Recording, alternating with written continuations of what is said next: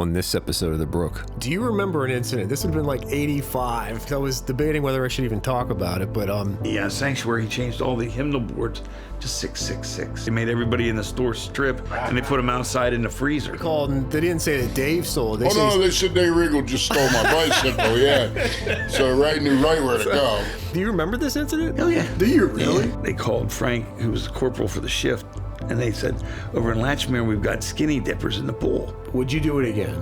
Oh, I would, in a heartbeat. Yeah. It was the best job I ever had. Next thing you know, here comes the cavalry, man. They had like 4 from Susquehanna, 4 from Sweatera, 4 from the city, Paxtang. 1291 County, officer down, 2600 block of Wall Street. I still get emotional about this. Next thing the county goes, they cleared the channel and they gave the alert tones. They said, county to all cars, officer down, 2600 block of Walnut. All right, so here today with Ray Magaro. It's crazy that you're sitting in this room today. So he's been a police officer for 25 years. He ran with fire and EMS for as long, if not longer. But Dave and I know Ray from 1984 when I moved to Edgemont, actually, on the edge of Penbrook. That's all we'd hear. He was the officer that would, if we did something wrong, they were like, Ray Magaro's going to get you. So, so he was infamous. He was the guy, at first we were terrified of him, but after, we got to talking to him, he embodied the spirit of community-oriented policing at that time. And I don't even know if that was a thing back then, but Ray, welcome to the show. Oh, thank you. So when did you start Penbrook? I started in July 10th, 1979. 1979. Wow, so you were there for a while. You already knew Penbrook well. Yeah, I was familiar with it because I had started out at Susquehanna Township at Progress Fire Company at 16. So we had a lot of mutual aid calls, so I kind of got to learn Penbrook. And Penbrook, there's no rhyme or reason in Penbrook. The streets are just... Right, yeah. They picked it through it, and wherever it landed, that's where the streets are. It's crazy. Well, so where did you grow up at? I grew up in Susquehanna Township. Where at? Right off of Progress Avenue out there. There's 2 churches on Progress Avenue before you get down over the hill to 7-Eleven by the high school. And I lived 1 block back from those churches on Belvedere Road. So what school did you go to then? Susquehanna Township High School. Oh, you went to Susquehanna Township? Yeah, I could see it from my house. Well, yeah, that's where Dave and I met. When I moved to Edgemont, we ended up meeting in gym class, which is a funny story. But so you went to Susquehanna High School, middle school also? Or? And I started in Progress for the first 3 years, Progress Elementary. In my 4th grade year, they opened Sarah Lindemuth. So I was the first class in Sarah Lindemuth as a 4th grader. Is that right? Yeah. Huh.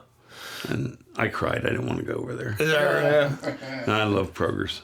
So when you, as a child then, when you're going to, where'd you hang out? Because as far as I know, Penbrook was the only place where there was, like game rooms and stuff like that. Well, there was the neighborhood 6, and that's what I called us. And we had 6 sets of parents because we all hung out. We were all within like 1 street or 1 block from each other. And one night we'd be at Phil's house, one night we'd be at Tony's, one night we'd be at mine, and all the moms looked out for us and made food for us. And Tony's mom put a pool in, and she decided that since Wedgwood didn't want to let them join, she said, "Oh, you guys come here and all you have to do is help Tony clean the pool." So it started off that way, as our young days, but we were inseparable. We did everything together. And Phil was really into chemistry and science. He won the science fair at McDevitt every year. And you still talk to them? Well, Phil passed away. He got a nerve disease, and it killed him. He was actually a forensic pathologist for the state police. Is that right? Really? Yeah. Wow. Yeah, and I keep in touch with some of the other guys. Rick, I haven't seen for a long time. He was out on a oil rigger out in the ocean. Oh. Gemologist or something, but we haven't seen him for a long time. But the rest of the guys I keep in touch with. So at high school, did you play any sports or anything like that? Football, baseball. I was in the band. I absolutely loved band. And weightlifting club, careers in health, of course. I was a guard and a defensive end. I was 150 pounds and I was a guard. Oh, is that right? Yeah. And the biggest guy on our line was 180. It was Bob Herman. Oh, okay. But we were called the Mini Max, I think they called us. And we were undefeated. And then we got that flood in 75. And Cumberland Valley and Susquehanna were both 4-0, and they made us move it to the end of the season. And we were like 9-0, and we lost to Cumberland Valley. We were very upset. So what year did you graduate? 1976. Oh, okay, 76. Yeah, I was a bicentennial. So you get out of high school, at that point, I mean, what are you thinking of doing for a future? Well, I wanted to be a paramedic. That was my goal all my life from the time I first saw Emergency on television, believe it or not. Yeah, man. And Adam 12 was another influence back then, which I'm still watching both of them every night till midnight right now. Yeah. And the closest paramedic program was Chicago when I graduated. Really? Yeah, I didn't want to move to Chicago or out to Los Angeles. So I said, well, option 2 is police officer. So that's what I did. I went to Hack, got my associates in police administration, and then I went to Penn State and got my bachelor's degree in sociology with an emphasis in criminal justice. So you went straight from high school into college and thinking you're probably eventually going to do law enforcement. Yeah. Huh. And I got hired in Penbrook in '79, and I was in halfway through my second year of Penn State. So I had to skip a semester, and because the dates didn't quite match for the academy and the semester, so I missed I missed 2 semesters. I missed the spring semester and then the summer semester because I was in the academy. Oh, okay. And then Pembroke left me go back that fall to get my degree. Oh, did they really? Yeah, they left me off and had someone cover my shifts so I could go back to class 2 nights a week. What about the academy? Did they send you through the academy? Oh, yeah, the state paid for the academy, and Pembroke had to pay me my salary. And they gave us uniforms, they gave us meal allowances, the whole 9 yards. Okay. Yeah. Oh, nice. So back then, was there a consortium type testing thing like they have now, or? Yeah, but it was an individual department, not like a group thing where you go in and then they have 10 departments they can choose you from. Okay. It was just, I tested for Pembroke. I finished second. I finished for, Minnie Myers was first. And I believe today she's either the chief of Mechanicsburg or just may have retired. Is that right, really? But they hired me over her, and I'm not 100% sure why. It had something to do with backgrounds or something. But I got the job, and I started then. But I'm going to interject something that you probably don't know. Ask me how much my salary was when I started. A police salary back in 79, you said? Yep. 79. I would say, what, 10? Real close, $96.50. Is that what it was? Yeah. Yeah, that's crazy. Make that on a certain job now. Yeah. I mean, we had full benefits and stuff, but $9,650 a year. I used to fill in, and between patrol work and then I was CI for a little bit, criminal investigation, and then I was that was extra in addition to the patrol shifts. Okay. They take one patrol shift and give me 1 shift a week for CI, but I was nice. just filling in for a little bit. Yeah, because they didn't have a detective, right? No, we just started that in the mid 80s, but it worked out pretty well. But I was acting chief for 20 months, and that was extra duties and extra reports, and you know how that goes. Yeah. So you start there in '79. Who was did you have an FTO, or was it pretty much just get out there and do this thing? Back then, it's not like it is now. You have to go to the academy first. When I started, you could go work up to 6 months before they sent you to the academy. Is that right, really? So I did. Oh, wow. I didn't go to the academy till January. So back then, I mean, you get your gear, your gun, your badge, and it's get out there and do it. Gun, badge, nightstick, and car keys, and handcuffs. Here you go. And we had 3 months of ride-along training, don't get me wrong. Okay, but, yeah. I learned from Bill Eimschweiler and Mike Reynolds, and Mike was acting chief then, and then they moved Bill up into that slot when Mike went over to Hampton. And then something happened. They got unhappy with the department, and they moved me up into. They asked me if I wanted to be acting chief or they were going to go outside. So I said rather than disturb the department, I would do it. Yeah. So when did you take over as acting chief? I think it was somewhere around 83 or 84. Oh, okay. It was so almost 2 years in that job. So you weren't there. Wow. Okay. Yeah, no. It was kind of a design thing where they wanted to kind of like put me over the guys that trained me, and that didn't sit real well. Yeah, I can imagine. But we had private meetings, you know, without everybody else, and I explained to the guys, we're going to do this democratically. And it was only fair because those guys trained me. So we had 4 guys. It was me and Bill Eimschweiler, Mike Reynolds, and Dave Heister. Dave started 3 months after I did. And then we voted collectively on everything pretty much. Huh. But, I mean, how long were those guys in policing when this happened? Oh, probably 5-10 years. So, I mean, I know the saying is you're a rookie until at least 5 years. Yeah. So, I mean, technically, you were a rookie at that point. Yeah, they were throwing me to the wolves. But we made it through there. I mean, I had some great guys to work with. They were absolutely phenomenal people to work with. Well, that's insane, though. I mean, they put you in charge of the veterans. Yeah. And what do you think made that decision? I mean, was that the borough council that made that decision? Or? Yes, it was borough council, and it had something to do with back then. The political influence was big, and the borough council people still is, right? Yeah, they came from all walks of life. They were electricians, carpenters, whatever, and they wanted to be like, well, we're in charge of the police department, and they just did it, in my opinion, just to mess with us. Oh, they wanted to create a rift in the department, and I'm not sure why, but we dealt with it. We lived with it. I mean, we had councilmen, like when we wanted to go to blue uniforms, we were in gray, like Pennsylvania State Police. Yeah. And then one councilman said, we don't have blue uniforms on the railroad. Well, Ben, that was 1960, Right. I mean, but yeah. Things like that, Right, yeah. So 20 months you were acting chief there. Yes, I was. Making decisions, going to the borough council meetings, speaking on the department. And they wanted me to work daylight. And I came back to borough council and I met with them privately as a group. And I said, I don't want to work daylight 5 days a week and go home Saturday and Sunday because I'm not accessible. If I'm going to be chief of this department, then I want the people to be able to get to me. So I want to work my 3 days a week, 3 to 11, Monday, Tuesday, Wednesday. So I'm here. Thursday and Friday, I'm probably going to be here anyway during the day doing speed enforcement or something. And Saturday and Sunday daylight so people can access me. They're off on the weekends, they can come see me. And they liked that idea, so that's what I did. So were you on patrol? Yeah. Also, you were patrol chief. Patrol chief. Yeah, you were out there. Huh? 5 shifts a week, at least. How many guys did you have on duty typically back then? We had, one man a shift for the most part. Okay. Saturday nights we'd put 2 out because we had the St. Margaret Mary's church dance, and the kids got a little rowdy after that. Right. Which I'm sure you guys know that. We know about St. Margaret Mary's. There's some epic fights that we're aware of. Yeah. Legendary fights. I mean, Scotty Redcross from Susquehanna, he face palmed me at the edge of that little valley, and he pushed me down the hill and backwards tumbled down the Well, the one, that sticks out to me, I can't remember his name, the karate guy. Maybe we shouldn't even talk about names, but just the karate guy who went up there and got beat up by a boxer. Over St. Margaret Mary? Yeah, you remember that story? You don't remember that guy? Karate guy, Clyde Armstrong, he's the only karate guy I can remember. We won't mention any names, but he was in the Olympics for Kung Fu. You didn't know that? He got beat up by a boxer. He got beat up by a boxer from Edgemont. There were some tough kids in Susquehanna Township.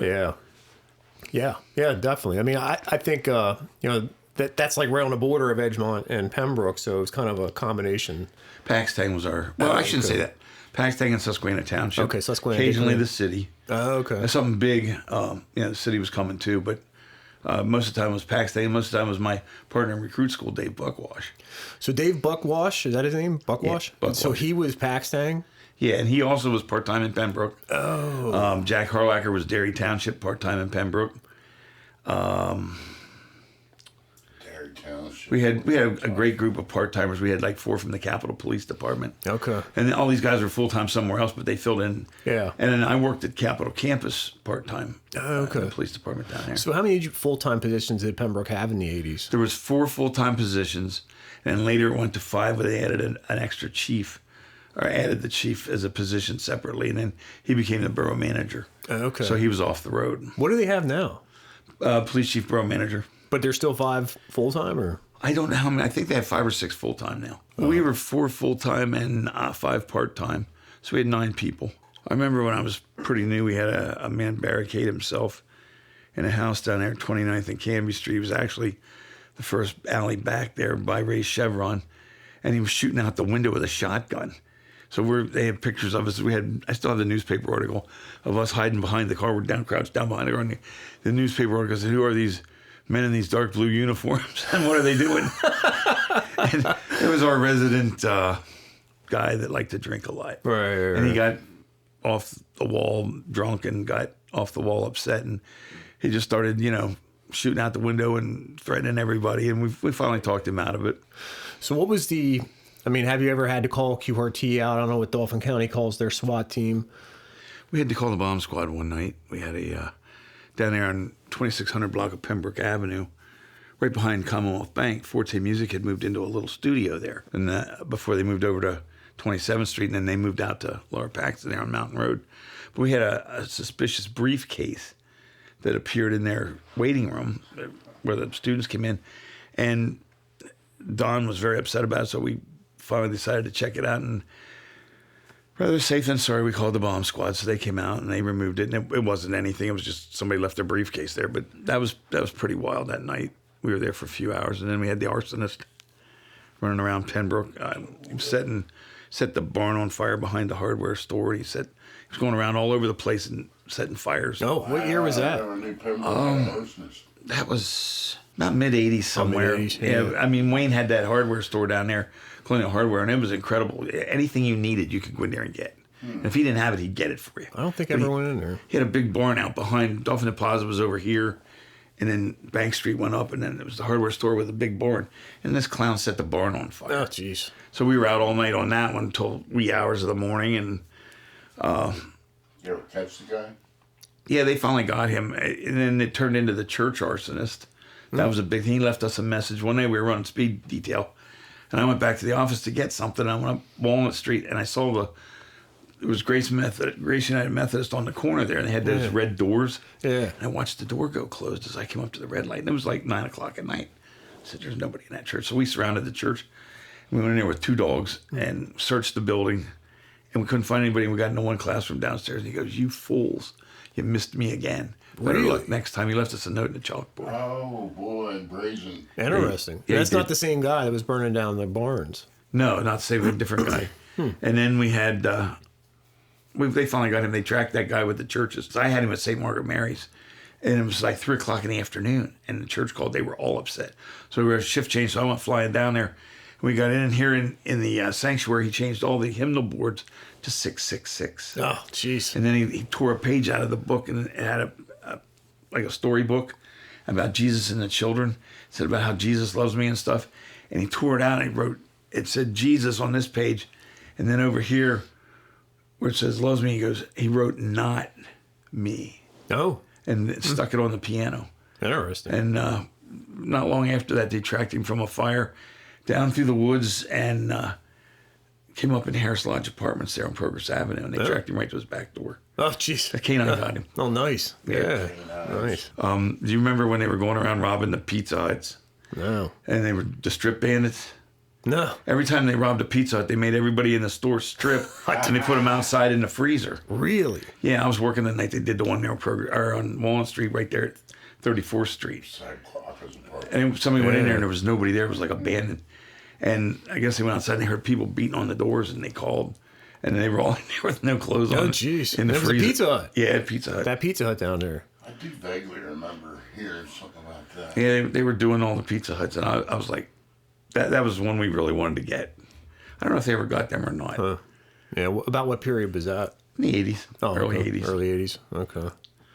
Yeah, we called them the strip bandits. So we were talking on the break about an incident of a motorcycle being stolen, and you were able to locate it. Can you talk about that a little bit? Yeah, it was like I came to work at like 3 o'clock and started my shift off on the wrong foot with motorcycle theft report, right? It's like, it's going to be a long day when you start stuff like that. So when I took the report from Robin Haverstein, he lived up on Penbrook Avenue there up above the pharmacy. And I started thinking about it a little bit, and I said, well, I know where to start to look because there's a good possibility it might be there. So I went up the street, and not even a block from his house, it was in the garage out back, and I heard him in there talking. So the door was open, so I just walked in and say hi, and there's this Kawasaki motorcycle being stripped that belonged to Robin Haverstein. I was like, hey! And they're like, oh, it's Magaro. I'm like, yep. Where'd we get this guy? Put it back together now. So what they did then? They put it back. I made it put it back together, and I don't remember what we all did with that. I think that one went to juvenile probation. Well, back then in the 80s, I called them my Penbrook kids. And, it was the Rombergers, the Nyharts, Haversteins, Jimmy Clark, I guess you for a little bit. Yeah, every once in a while. Curfew, typically. There was Ross Hine and his sister Taryn, and there was just a bunch of kids. And it's funny because a lot of them said, "Oh, he's so hard, he's so rough." And my bark was really bad. You know what I mean? I used to tear into them sometimes. like loitering at 7-Eleven or something, I'd read them the riot act. But basically what I was trying to do is keep them out of trouble. Right. You know, and it's really funny because I've been gone from Penbrook now for 25, 30 years. And the kids that I had then, you know, the Beavers and Ricky Robinson and Poke. Yeah. All that whole gang. Almost everybody I talk to on Facebook or I see them and we're friends today. And now a lot of them have come to me over the years and they said, you know, Ray, we thought you were such a hard ass and you were such a rotten police officer and you were so terrible to us, but all you were trying to do is keep us out of trouble. Yeah, exactly. And I was. I mean, I dearly loved every one of them. I just couldn't tell them that because I wanted them to fear the bark. Right. Yeah. The bicycle incident. So you stole the bike from Russell East, and they saw you do it. Yeah, it was broad daylight. Yeah. So Yeah, I wasn't very smart. No secret And squirrel that's one stuff of the there. things Ray would say. You're not a very smart criminal, Dave. So they called the cops. Russell East did. He's like, Well, somebody from there called the cops. I don't know if Russell saw me do it or his mom. Or, so somebody whoever. called and they didn't say that Dave stole it. They Oh, no, they said Dave Regal just stole my bicycle, yeah. So Ray knew right where to go. So so you went through it. Do you remember this incident? Hell yeah. Do you really? And I got to interject something here because you guys will get a real kick out of this. When I went to get Mrs. East, you know, go in and tell her, right? That's the first time I ever met the lady. And they lived right there in the apartments where Easter did. And I go in and I ring the doorbell or rap on the door and she answers the door and I come in and I said, we started talking and I said, well, Mrs. East, I don't know. She goes, excuse me. And she was like really high up in the post office with human relations and stuff. Yeah. And she was a really funny lady, but she looked at me, she goes, it's Ms. East. Oh, damn. And I'm like, ooh, okay. Yeah. Yeah. I felt like the Tommy Hawk went right over my head there. I'm like, whoa, okay, I have to kid gloves with this one. Geez. So they called and said that Dave Regal stole their bike, and then I wound up in his garage in like, I don't know, 10, 15 minutes. He just had enough time to strip it. and this is the place on Boa Street. Yeah. Both in Clover down there at, close to the old Unimart. The old Penn Supreme. Yeah. Back in them days. That's right, it was Penn Supreme. Where was Penn Supreme at? Right there. When you leave my house, go past my garage, hook a left, go down by the the alleyway. cemetery there. Go Yeah, down it's the Rock Road. alleyway, past Chuck Metz's garage on the left, where all the Yeah, old Chucky heads used to Metz. hang Oh, my out. God. And that store, Dan worked there, remember? Did he? I don't remember Dan that. got a job. We went in there and stole all the freaking I candy don't bars. remember that at all. But Dan couldn't see, you know. We're in there hanging out. He lasted like a week. I don't remember that. Mr. Hall, we seem to have an inventory problem here. We're not going to be able to employ you any longer. No, I don't remember that Poor at all. Dan. So yeah, he went to your garage. You had the thing stripped down already. Yeah. But I mean, I don't know if you want to talk about your bike shop at all. Yeah, sure. I was a well-oiled machine, man. So Dave had a bike shop in his basement. So he was better at it than that incident. So I'm not sure how he got caught because he had a catalog of bikes in his basement. The daylight stunt and just had to have it. Yeah, man. It was just Had like, to have it, yeah. yeah, that That's was what it, it was. man. I wanted it so bad I could taste it. And I'm What like, was it? Do you like, remember? I'm willing to go to jail for that dyno. That you was know? a dyno. Yeah. Oh, yeah, those things are really, Yeah. they were getting a lot of them. Yeah, and I took it broad daylight. But, you know, I had a friend, I'm not going to say his name, but he stole a lot of bicycles, too. I didn't actually steal a lot of bicycles, like go out and hunt them down and, sneak in the garage. I mean, we did it a time or two, but we always went to a different town. Oh, yeah. But he did it a lot, so I didn't feel bad stealing a bicycle that he had already stolen from somebody else because I was kind Oh, of... wait, East. No. This guy. No, just a guy, a friend of mine, a real close friend that I'm just not willing to name on camera. Yeah. But he stole a lot of bikes. And, well, Yeah. tit for tat, he would do douchey stuff and I would steal a bike from him. Yeah. Make all his hard work diminished. And he stole really good bikes, so I would strip the bikes down, put all the best parts on my personal bicycle, Right. which was a Super Goose that I had. That was a sweet bike, yeah. And the rest of the parts would go into this big refrigerator box that I had in the basement. And people would ask me, hey man, I need a set of cranks. You got any cranks? And I would say, yeah, I got several cranks. Come on over and take a look in the in the refrigerator box. You know, we'd go down there and tip the box over. I got a part for my red line down there. Dig out some stuff. If I don't have one, I'll get it for you tomorrow. Yeah, something like that. Yeah, I'll have to order it. You know? But no, I mean, that's kind of, I didn't have full bicycles down there. I didn't have frames down there because there was a guy, I'd call him up, and 20 minutes later, I'd hear a whistle from down on the corner there toward Herr Street. As soon as I'd hear the whistle, I'd just stick the frame out the garage door, and he would grab it on his bicycle as he drove on by. He'd be gone. He would sell that down in the city, and you know, they had buyers. You know, supply and demand. Right. Yeah. Oh, we had a lot of bicycles disappear into the city. We used to see kids come out. They come out 3, 4, 5 at a time, right? And they're riding 1 or 2 bicycles. The rest are walking, or they're riding double, which we put an end to that because no, you ain't riding double. Yeah.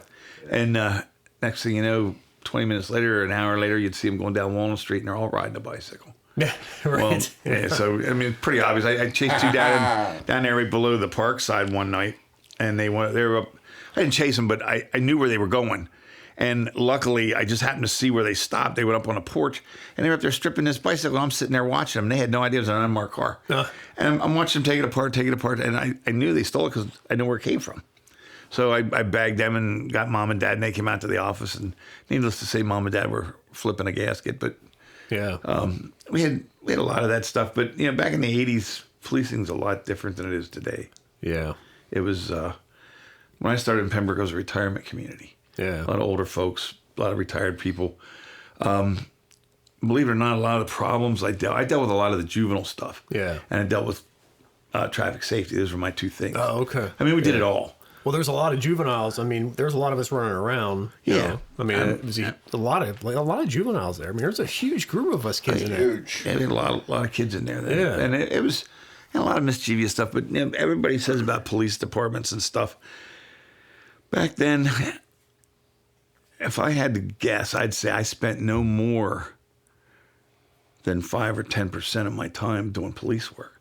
The rest of the time, it was there's a bird stuck in my shingle. Yeah, right. Yeah. Garbage disposal doesn't work. Sewer in the basement.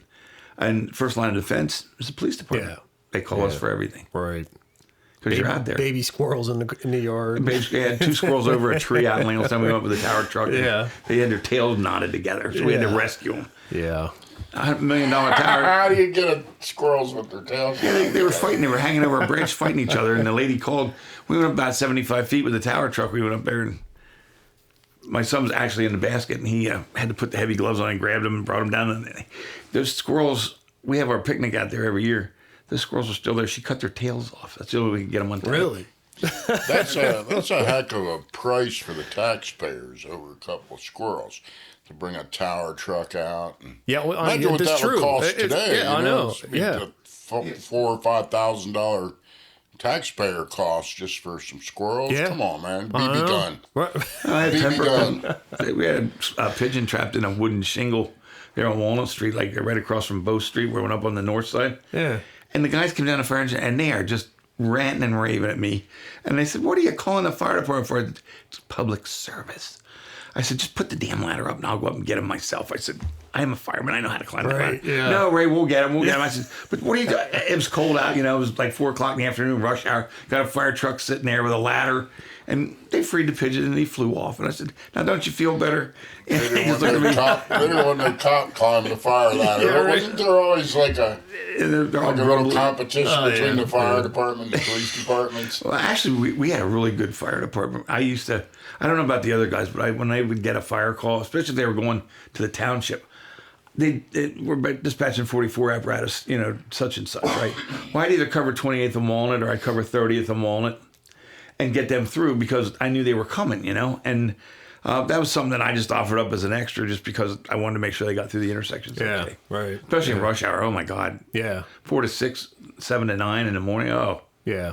For most of my years, I worked Monday, Tuesday, Wednesday, 3 to 11, and Saturday and Sunday daylight. Oh. So I actually got like an extra 8 hours off on both ends because of the way the shifts went. Yeah. And Saturday mornings, I worked daylight. So my first event of the morning would be to go down to Joey's about 8, 9 o'clock. They were going to start the sprint car. And they'd push it down Ludwig all the way down to like 26th Street. Huh. And then coming back up the alley, he'd flip the switch on and would come in, and he'd come into the parking lot and they'd set the timing.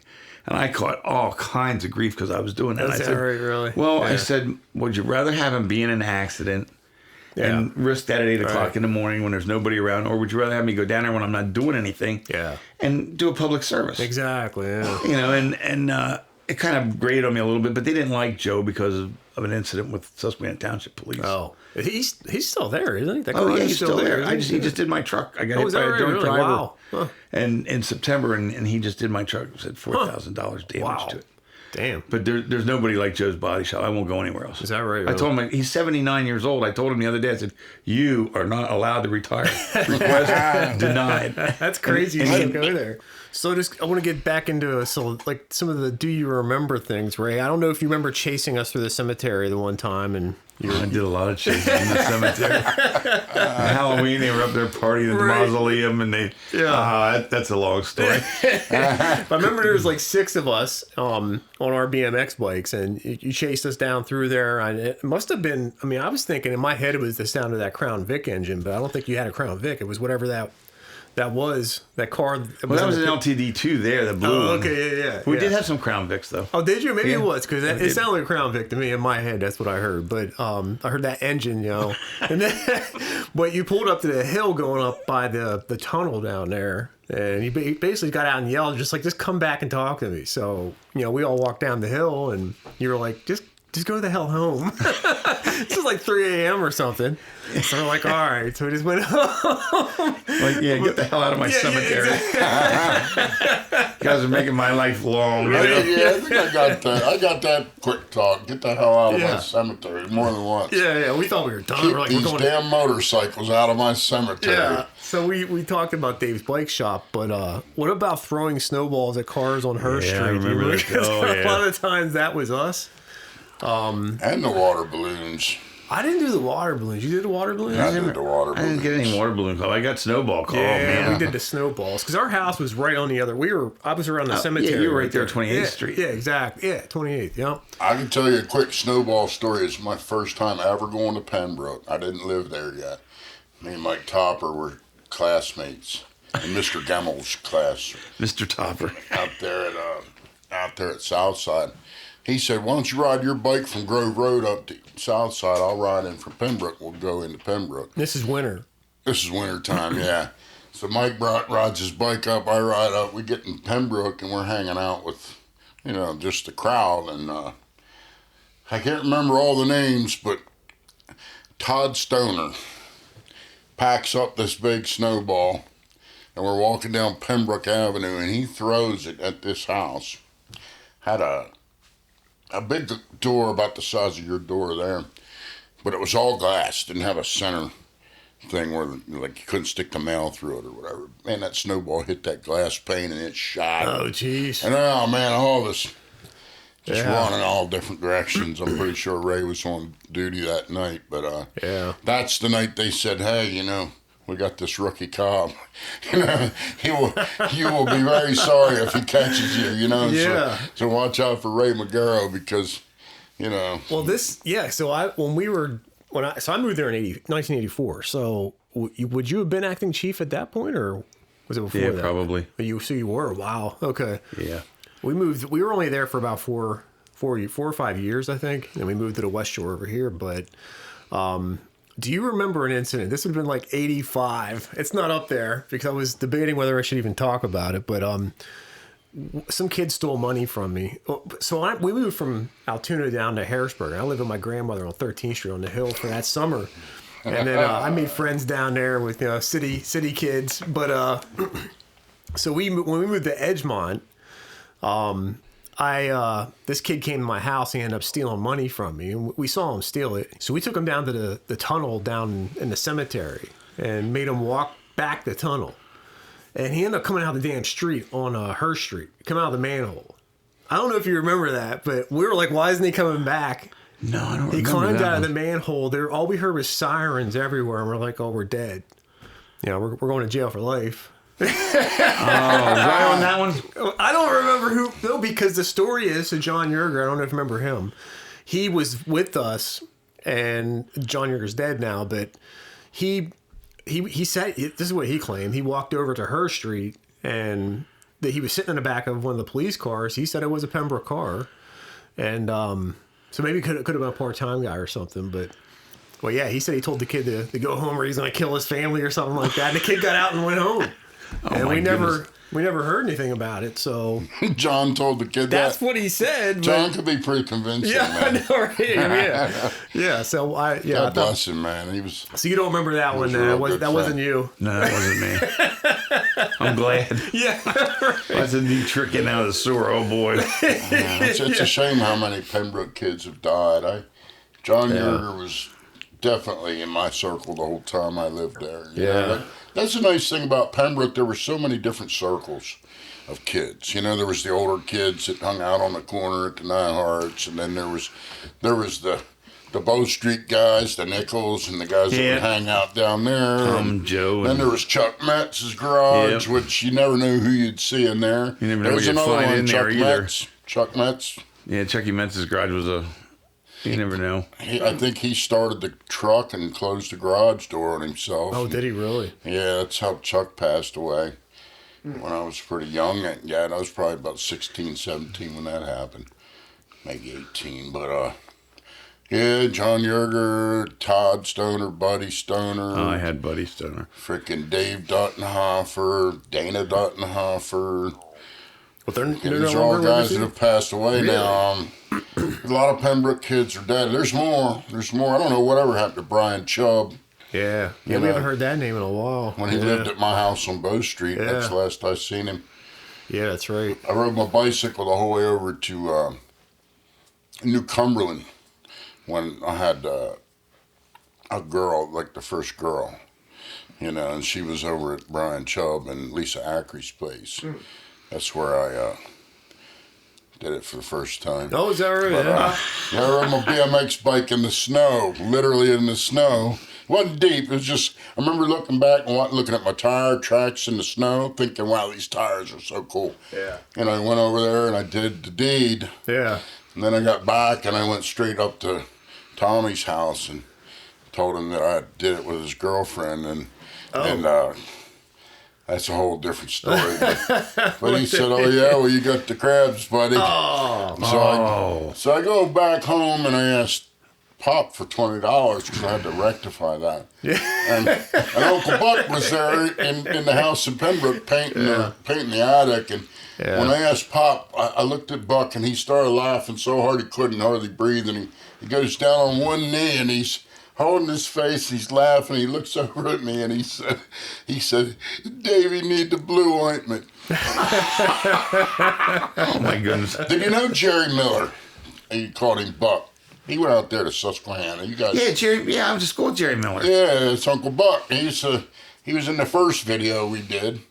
What'd I do, Davey? Yeah, that was his real name, Jerry Miller? Jerry C. Miller Jr., yeah. Old Bucky. He had a sister, too. It was Annette Miller. Annette, yeah. Yeah, I went to school with both of them. That's crazy. Annette's still around. I think they're twins. Yeah, they are twins. Annette's still alive. Jerry died. Back in the day, I drove bus for Central Dauphin. And I was a police officer the whole time I was a bus driver. Oh, is that right? Yeah, and I had a lot of intermingling there because the kids in Penbrook, I would drive. In the beginning, I drove like spare. Okay, you fill in whoever's not there. And then I started driving 5 mornings a week because I worked 3 days, 3 to 11, and I was off Thursday and Friday. Well, Thursday and Friday, they'd give me the Penbrook runs in the afternoon if they were open because they were called the runs from hell. And really? Yeah, so the first time they gave me, these kids were off the dial in the bus. Oh. There was 4 runs. Huh. So I covered them. And I come back, like the first day I come back, or the first Thursday and Friday I come back, and they're saying, aren't you frenzied? I said, no, why? They said, well, you just did a Penbrook run, didn't you? I said, yeah. I said, didn't they act like total animals and crazy and all that stuff? I said, no. Yeah. They said, you're kidding me. I said, you could hear a pin drop on that bus. I said, you thought you were in Sunday school. And they looked at me and they said, well, how'd you do that? I said, they know me. Yeah. Right. I said, I told them, I said, Ray Magaro's not a cop today, he's a bus driver. But when you cross the borough line, if you do something wrong, you're mine. That's your jurisdiction. I said, you're mine. I said, I'm in 24 hours when you cross the borough line. So Go ahead, make my day. You know, like Dirty Harry. Yeah, that's great. And you could hear a pin drop on any one of those 4 buses. Right. And it was funny because they all knew me. You know. Was Central Dauphin kids were going to living in Pembroke? Well, yeah, that's where they go to school. Central Dauphin. We used to have Penbrook Elementary so School. because I went to Susquehanna. I'm just wondering what where that line was. Well, you know where the big elementary school was in there, don't you? Right up over the hill from the hardware store. No, Skip up over the hill. Yeah. You run into Penbrook Elementary. That was Central Dauphin. They gave that to us for a while. We were in the office over there for like, I don't know, a year or two. We had that. Wait, we're like by Zimmerman's Candy? Yeah, across the street. yeah, that's where all the bad kids Okay, I went. thought that looked like a school, but Yeah, was that a school? Yeah, it was the old Penbrook Elementary School. All the bad kids went there. Yeah, and then they moved it out. They shut it down and they gave it to the borough, and the borough put the police department over there. We had a gym. We had all kinds of things.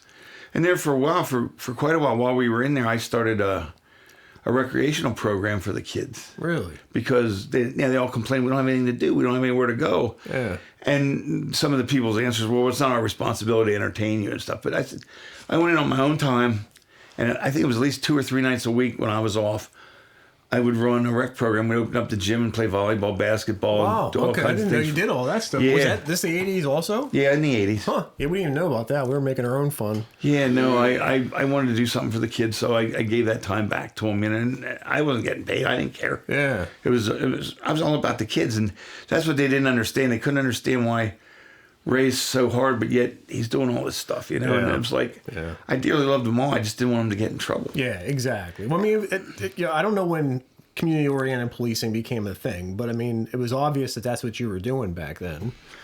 You were out there on the streets, walking around, talking to us, stopping, with, like you said, with your windows down, building relationships with us at that point. So it was definitely cool to see. Well, another thing we did too, and Dauphin County offered us the leadway of making, with juvenile arrests, you could either submit it to Dauphin County Juvenile Probation, you go through juvenile court, or you could handle it in the department. Yeah.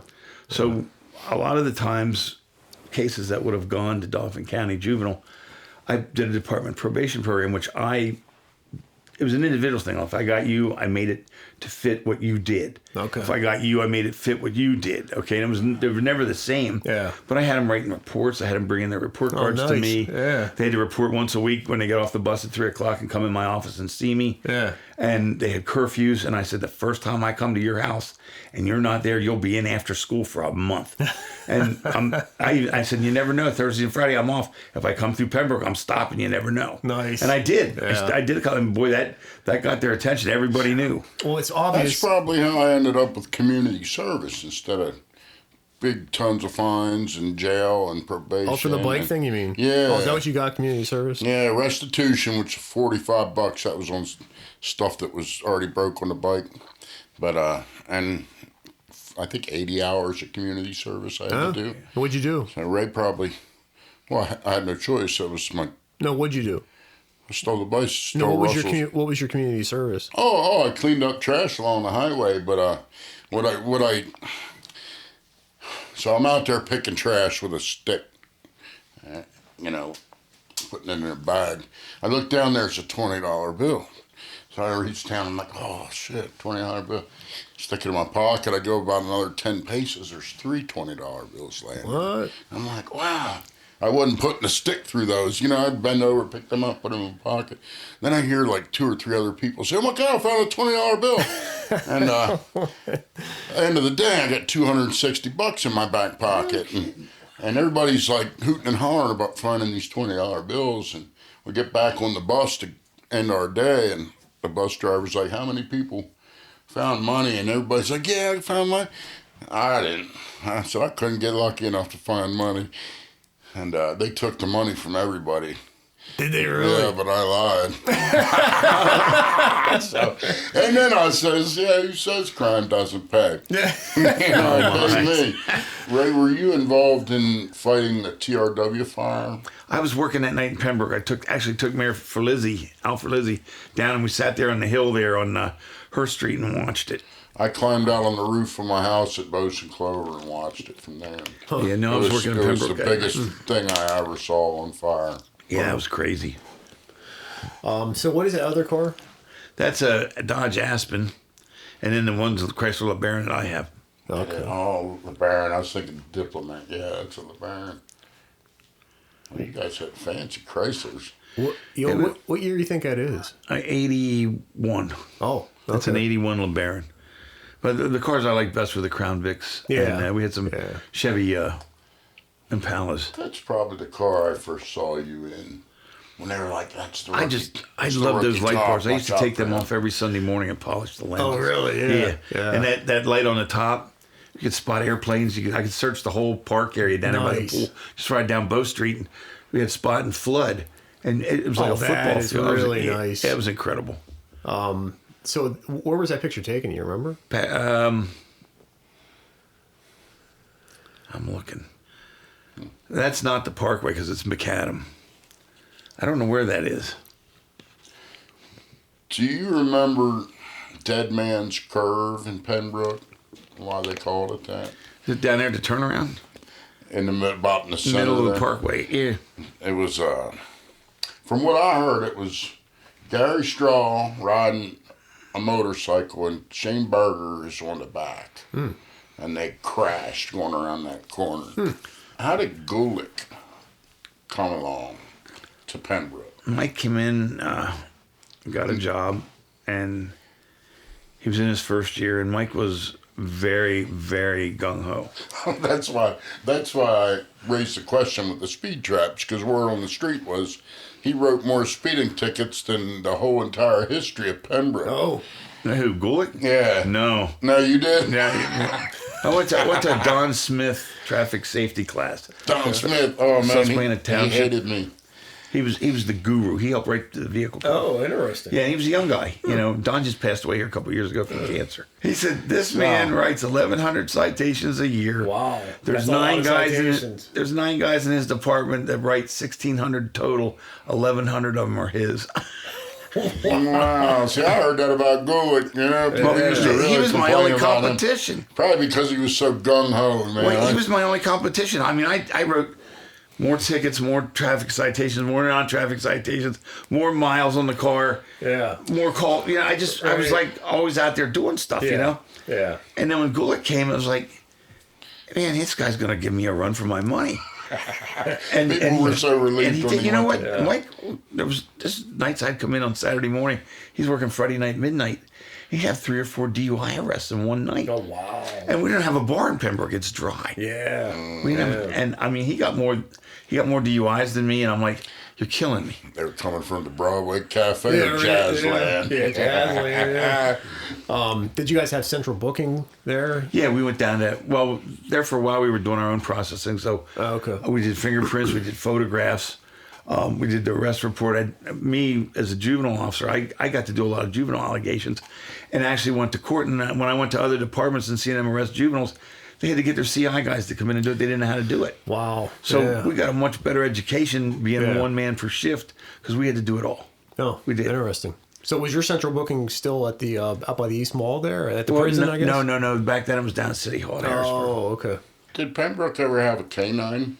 No, and I wanted one, and I had somebody donating a canine, a Chevy Suburban, Chevy. What was the Tahoe? No, well, it was before the Blazer. Blazer. Then it was a Blazer, and it was Jim Baldosser from the body shop down there, 25th and Her. He was going to pay for the dog, the Blazer. Oh, wow. Wow, that's a lot of And money. equip the Blazer. And the only thing they had to do was pay for my training in Pembroke, and then they wouldn't allow me to do it because they said we have canines in Susquehanna, we have canines in the city, and we're not going to do that. Frank Dushek had one. He was a corporal. And when I was working until 3 in the morning, we were splitting that midnight shift. So I was 3 to 3. About midnight, they called Frank, who was a corporal for the shift, and they said, over in Latchmere, we've got skinny dippers in the pool. Yeah. So everybody is headed that way, right? I'm right across the street there in Pembroke. And Frank comes down out of Interstate Drive, and it's just misting. It's summertime, right? He slides on the white road, hits the curb, and takes the A-frame out of the car. So he calls in and says, I've been involved in an accident. Tell Tom Bell to come out, the chief, and he said, send Pembroke out here. So I went out to cover up town in case they got a call. So and this is really funny to me because Frank was always in doing stuff, and he was a great guy. But Tom comes driving in, and he comes walking up the driveway, and he's looking at the car, and looks at underneath the car, and he looks at Frank, and he looks at me, and he goes, Ray, he said, I can teach him how to write a report. I can teach him how to do different things. He said, but I can't teach him common sense. He said, tell me how this happened, Frank. He said, no, let me tell you how this happened. You heard about the skinny dippers at the pool, and you were going to fly over there and see what was going on, right? And he said, you came down out of here too fast and lost it and hit the curb. He said, you wrecked my car. He said, Frank, when you come to work tomorrow, he said, the dog's driving the car and you're in the back. And he got in his car and he left. And hey, Ray, were you on duty when Daryl Nyhart got hit on the motorcycle? And the lady hit him at the red light? Is that 28th and Walnut? I'm pretty sure. He got knocked under the cars. Yeah, he was in that wheelchair for 5 years. Yeah, or so. Damn, really? Yeah, I was working that night. Wow. Screaming. Pretty bad. Yeah, it was a bad accident. They said he died 3 times in the hospital. And Jeez. I heard a about lot the of accident. surgeries. Daryl should be dead about 111,000 times. All the crazy stuff that kid did. But, yeah. I mean, it was all part of growing up. And, Right. Yeah. You know, it was fun. I miss those days tremendously if I could go back. I remember one time we had a big snowstorm, and we lost all the police cars. They all broke chains and wrapped around the axles. So he asked me if I wanted to ride my snowmobile one night. Where, in Penbrook? Yeah, in Penbrook on duty. I've got a foot of snow. So I rode the snowmobile the whole 3 to 11 shift. Really? Yeah, I had a cord mic stuffed up in my helmet. And I get over there to Franklin Street off of Bose, and there's a bunch of kids sled riding. It was the Nichols and Kirchners and all of them. They were all up there sled riding. And I pull up, and they're going, wow, look at that snowmobile. You know, shut it off, took my helmet off, and they go, oh, it's Magaro. Yeah, right. I said, hey, what's up? I said, whose beer? Yeah. And they all looked at me like, what? I said, whose beer's that? They had like 2 cases of Rolling Rock sitting there. Yeah. They said, how many people are 21? And everybody looked around like, no. Right, yeah. I said, imagine that. I said, so you're going to take our beer, you're going to take it and drink it. I said, I don't drink beer. I said, so here's what we're going to do. I said, I can't take it back. I don't really want to take it back to the office on my snowmobile. I don't want you to think that I'm going to drink it because I don't drink beer. I said, so to prove to you that I'm not going to drink it, open all the bottles and dump them. Oh, come on, Ray. That was 2 weeks allowance for each of us. Yeah. Dump it or everybody gets arrested. Right. They're standing out there, tears are running down their face. They're dumping this beer down, you know. What hill was that where they sledding? Right there. It was on Franklin Street over there. It was, if you go down, up around from Kinderman's on Bose, the first street to the left was State. Went down to the bus garage down there at the end. Yeah. And then Foster Street ran below there. This was in Penbrook, not the one in the city. Right. Yeah. If you went out Bow Street further, the next street to the left was Franklin. It's a big hill that went down over to Yeah, I don't Foster think Street. I knew about that hill. When did the accident happen? I heard you were involved with a vehicle accident. Was it a traffic stop, or can you walk me through that? No, I was working. It was my last night in. It was Wednesday night. And Wednesday night's our slow night. So one of our part-timers who worked down at the airport in Capitol Police down at the airport, he called me up and said, you want to run a speed check tonight? And I said, oh, come on, I don't really want to do it. I said, I've already got like 35 hours overtime this pay. And I took all my overtime as comp time, so I could be off with my kids. Yeah. But he wanted to run, and he said, look, I need some extra money. I said, all right, come on up. So about 11:15, I get a dog call. So I'm out till 11:30, putting the dog in the kennel and feeding him down there at the borough garage. Come back to the office, and Larry's ready to go. So we get down, and we set up in the 2600 block of Walnut Street, right there by Commonwealth Bank, Happy Martin's. Yeah. So we got one police car sitting there with the lights going around. Then we didn't have vests, like reflective vests and stuff. So the car's in the right lane. I'm stretching the tapes out, and I stopped 2 cars. And the second car almost hit the first car because he wasn't paying attention because they stopped. Yeah. And it's pretty well lit down there, Yeah. We're in the lighted area of Walnut Street down there, right close to Roberto's. And I turned my back. And I always taught the fire police. They had me teaching the fire police how to direct traffic and stuff. So I did against my own judgment. I turned my back on a motorist, and I called them the maniac motorists because you never turn your back on one. They'll do anything they can to keep going. Yeah. The car takes off, hits me from behind. I go up over his hood, broke his windshield, flew off in midair, and I got hit by a car going the other way in midair, about 25 miles an hour. And then the second guy was a doctor, and he was DUI yet. You're kidding me. So it turned into a real nightmare. I hear Larry over there on the side because he watched, he watched it from the curb where he was sitting in there holding the tapes. We're going to put the tapes out. And he's screaming bloody murder, something about officer down. And I didn't know what happened. I got up and I looked around and I saw this big circle of blood. And I'm like, whoa, I wonder what that is. And I went like this because my head hurt and I had blood all over my hands. And then I laid down in the middle of the road. I couldn't, apparently I crushed a vertebrae in my back and didn't know it. And I was laying there in the yellow line, and next thing you know, here comes the cavalry, man. They had like 4 from Susquehanna, 4 from Sweatera, 4 from the city, Paxtang. Lower Paxton sent 3 or 4, Yeah. And I have the tape of it at home. They gave me the tape. Really? What did the dispatch call? Yeah, I listened to it, and they're going along, and all of a sudden you hear this, 1291 County, officer down, 2600 block of Wall Street. I still get emotional about this. Next thing the county goes, they cleared the channel and they gave the alert to us. They said, county to all cars, officer down, 2600 block of Walnut. Wow. And you hear like 31, 33, Susquehanna. Yeah. Even the detectives came. Yeah. But it was funny because, I was all big into medical stuff because I was running with the ambulance, right? So I'd always go on ambulance calls. Yeah. And I'd do their assessments and have everything ready for them when they got there, because I'm already out, right? Yeah.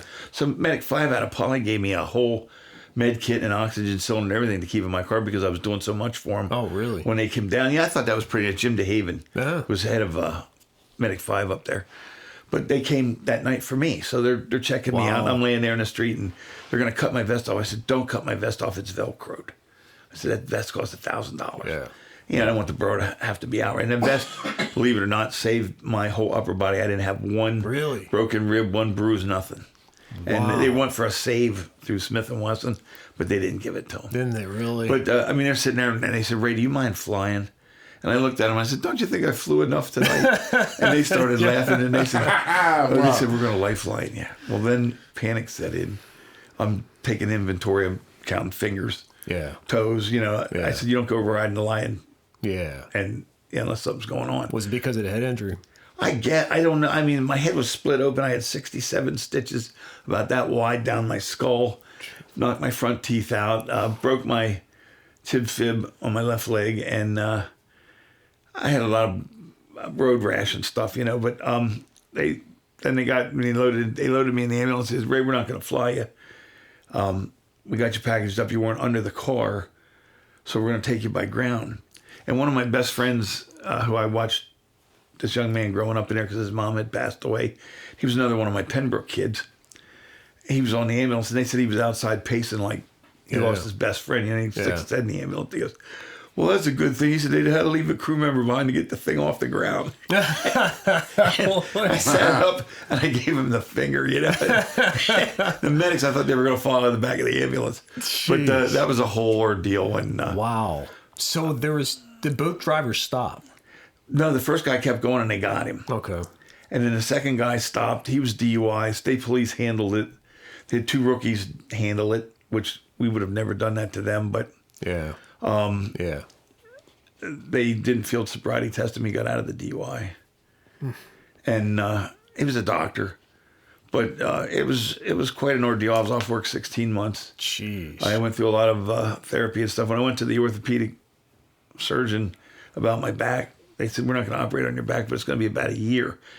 And I was telling the guys I'm going to be back to work in 2 weeks. Yeah. And I came off the table with this guy in crutches and a leg brace and everything else. I was going to try and hand him his head. I said, you're not keeping me off work for a year. Yeah. And it wound up being 16 months, and I did go back. Did you really? Yeah, so what year was that? It was June 19th, 1991. Oh, 91. And the bad thing about that was on Sunday we were leaving for the shore. Yeah, jeez. I was off Thursday and Friday. I took Saturday off and we were going to leave for the shore Sunday. We never made vacation that summer. Jeez. I went home the next day. They wanted me to keep me a week, and I said no. Yeah. And I went home the next day, and my kids thought, my head was shaved here, and it was all stitches and all blood and everything. And my kids thought they saw Frankenstein. Wow. So how long after that then? How long did you stay in the policing? Did you make another? I guess...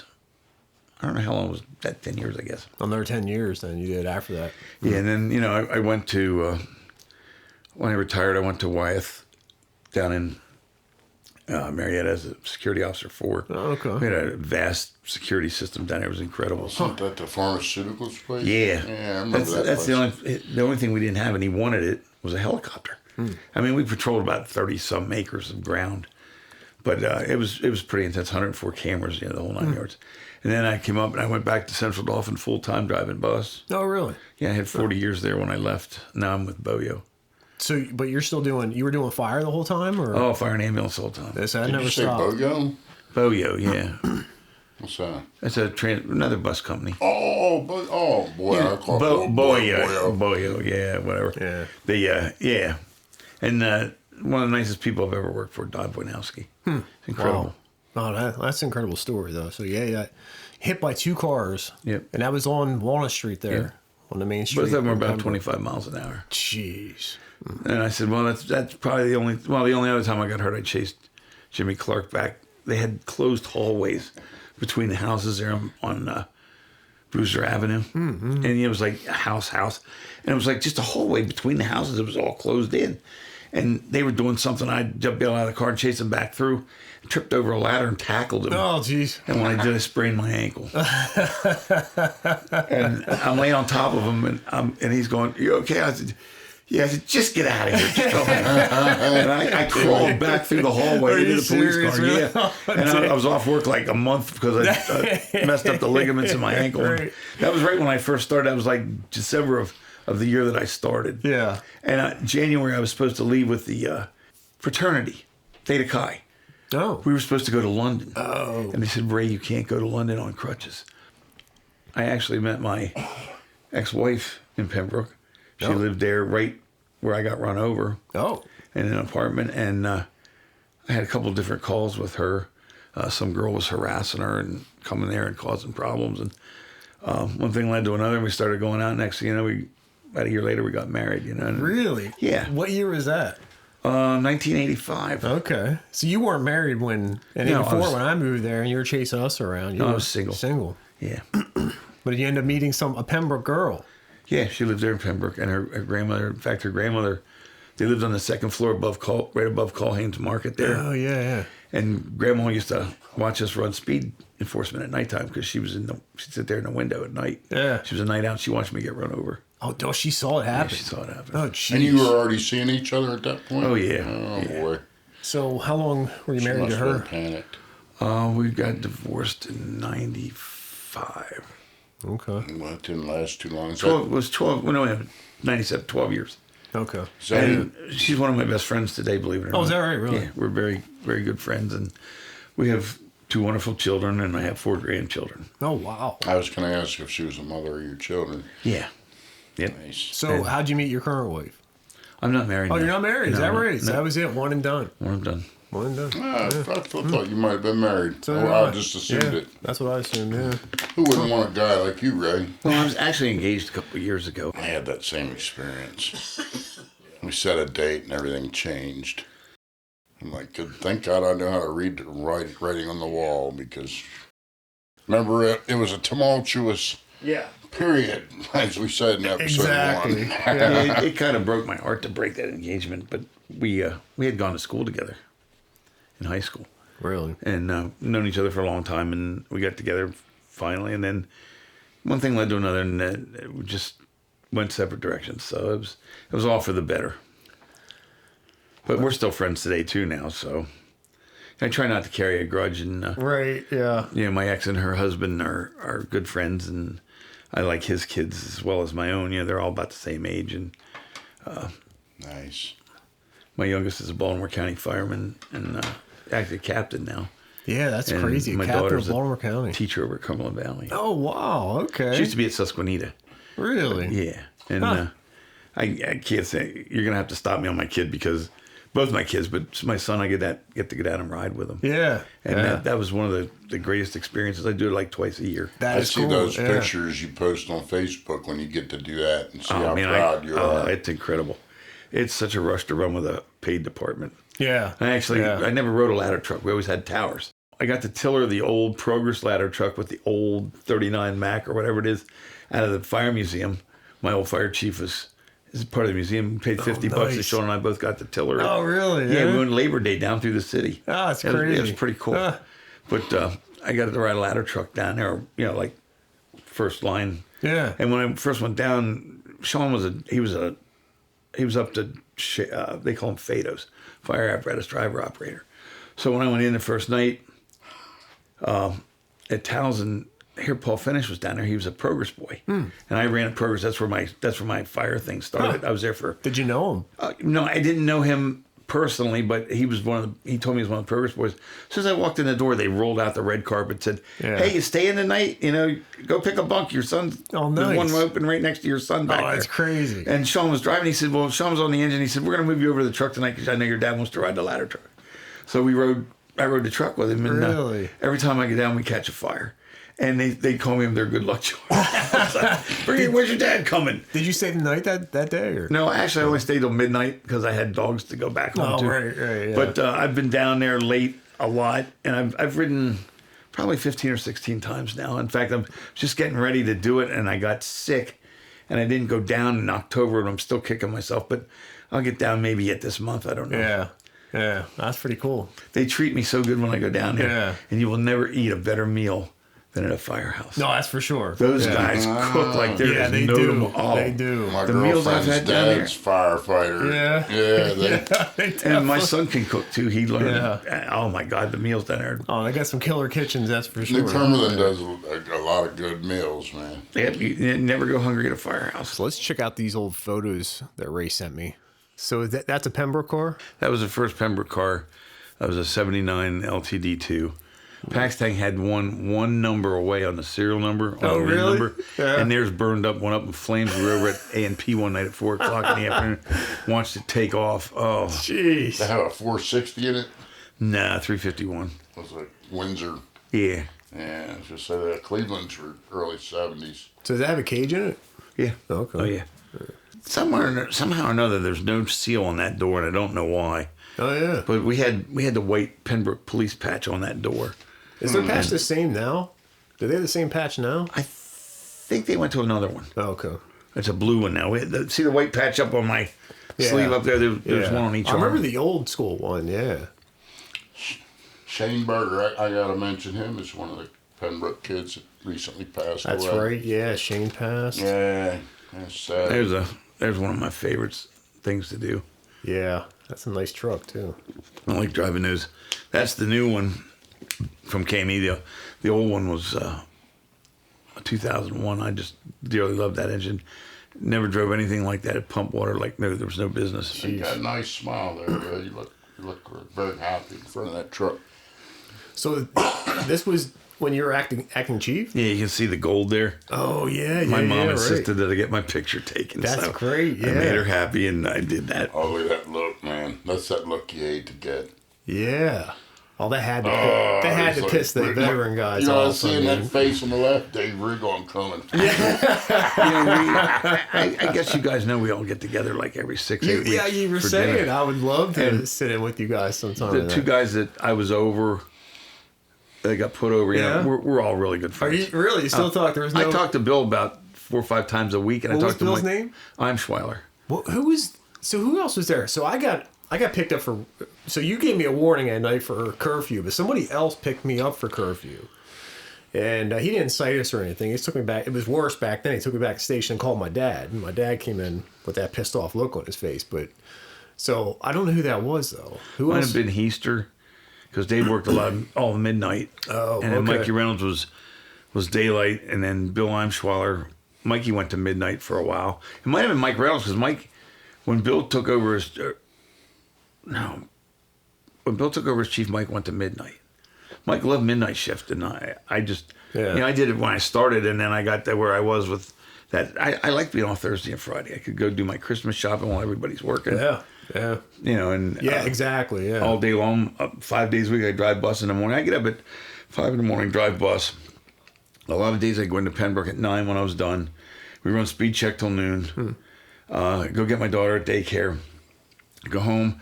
My wife would come home from work from Nationwide at 2 o'clock, and I'd leave for work at 3 and work 3 to 11. Okay. What were you guys for speed checks? You guys doing VASCAR?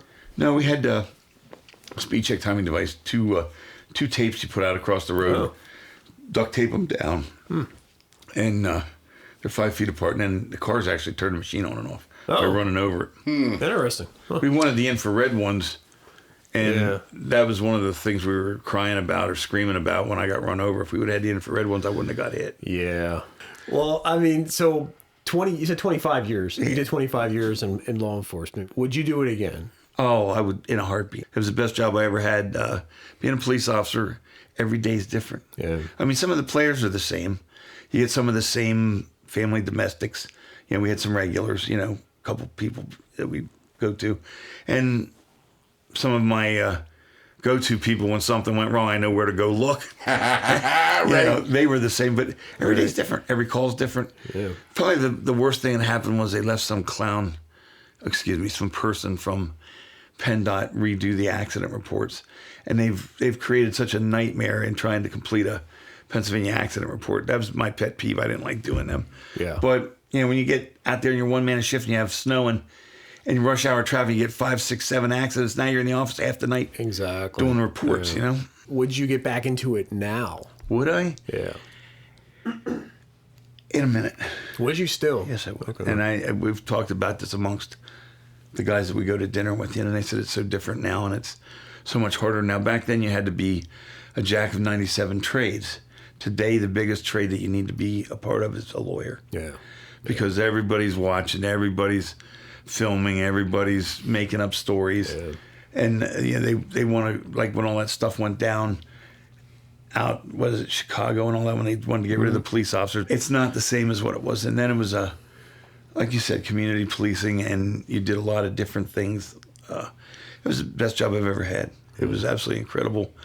I don't regret 1 minute of it. And when you do all 3 sides of the public service triangle, it's more difficult than one. But to me, it was fun. I mean, I had the time of my life at Progerst. I had the time of my life with Susquehanna Township Ambulance. I had my time of my life in Penbrook Police Department. And now I'm at Leostown, and I had 15 years there. And well, actually, I'm lying to you. I have 23 years there. Really? And my son was there with me for 8 years. That was probably the most rewarding part of public service that I've ever had, other than being a police officer, was being able to run with him for 8 or 9 years. Yeah, nice. It was absolutely, and we did fire and ambulance, so we did 2 sides of it. Jeez. I thought he might go police, but when he got into that junior program in Pembroke is where he started, and then he came to me at Leostown. He just absolutely loved it. And to this day, I can't tell you how proud I am of him. Yeah. He just does a tremendous job. Everybody loves him in Baltimore. He's the kind of guy that everybody wants to work for. And we had that talk one time. I said, don't forget where you came from. Yeah. Right. And he doesn't, you know. Yeah. He's an incredible young man. And that's awesome. not because he's mine, just because he is. Yeah. It kind of brings tears to my eyes because I miss that. I really I would love to go back. Yeah, same here. I mean, people ask me if I want to go back to high school, and everybody says no. I said, give me my 4. I will go back and do it again. Yeah, this has been a very emotional process for me over the past few weeks. Yeah. I mean, I spoke to you. I called the Nyharts. I talked to the Yergers. I talked to a whole bunch of people from Pembroke. And I still have some people on my radar I want to call. And in the process of all that, I got to thinking about who we know that died and how they died, and looking at my own life and just going back to childhood, the years, you know, the wonder years. It's so hard to look at all that and then know that you got to come back to reality, you know, because you kind of want to stay there. And one of the first things you said on camera here today was, well, you didn't say it verbatim, but you said it takes a village. You were talking about how all the neighborhood 6 or whatever. You know, it did take a village, and you don't see a lot of that anymore, you know, and public service, that's part of public service, you know. There's so much that used to happen that doesn't happen now. Things are so different. So, you know, the process of talking to all the kids from back then, which are, you know, half of them aren't even alive anymore. Yeah, Well, you know, I got started very in emotional with emergency in Adam 12 growing up. Right. You know, the kid at the window. And it actually took me into this. When I was in high school, they used to come and pick me up for ambulance calls because I was one of the few that were 16 was an EMT. Jeez, that's and crazy. we were short people, so they'd call a school, and JT Duke or somebody would roll in with the ambulance, pick me up, and bring me back to school. And then when I hit 18, I was in the fire company, and like I said, it was a very rewarding time. Sometimes I say, if my mind could only forget what my eyes have seen, because I've seen so much good and so much bad. Yeah. And pretty much just about everything. I had Buddy Stoner from Penbrook, when he hung himself. And it's been, a lot of good up and down and in and out, but I wouldn't trade it for the world. Yeah. Well, we're, what is this? We're in our 50s now, so it's 37 years later, and you made an impact in our lives with, your method of policing back then. So, I want to thank you for everything you did back then. So, the fact that you gave us, that chance by, talking to us, trying to talk sense into us, and not going straight to just, charges to, just to get it done and over with was, we definitely appreciate it. Well, when we learned in the academy, that about law enforcement, and discretion is a big part of that. Yeah.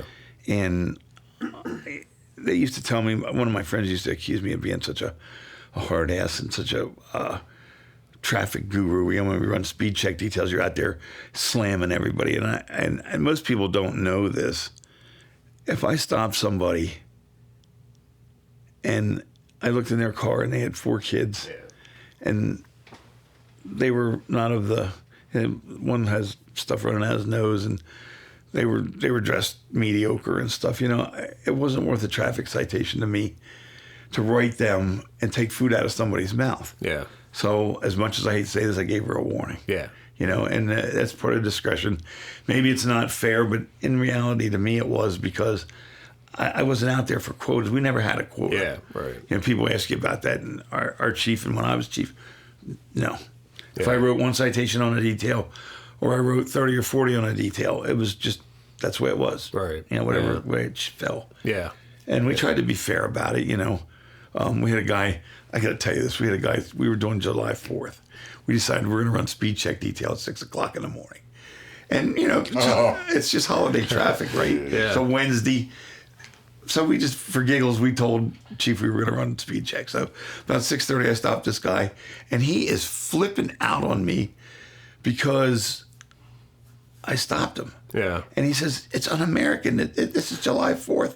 I said, well, what's un-American about it? He said, it's a holiday. I said, well, I didn't read anywhere in the rule book where it said you can speed on the holidays. Yeah. I said, you've got a lot of people out here, going for down in the river for Capona and stuff or whatever. And I said, 25 miles an hour, the speed limit's ridiculous. 50 to 25 is pretty. Yeah.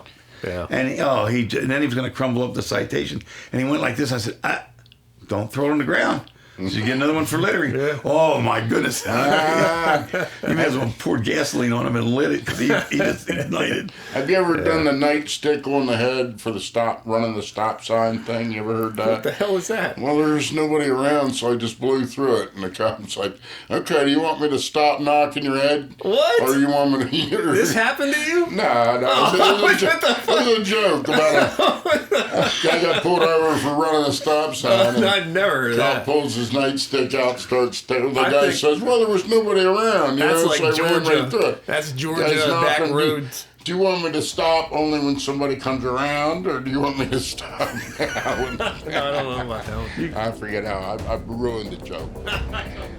Thanks for tuning in. If you want to see video versions of this podcast, check out my YouTube channel, Running Into History.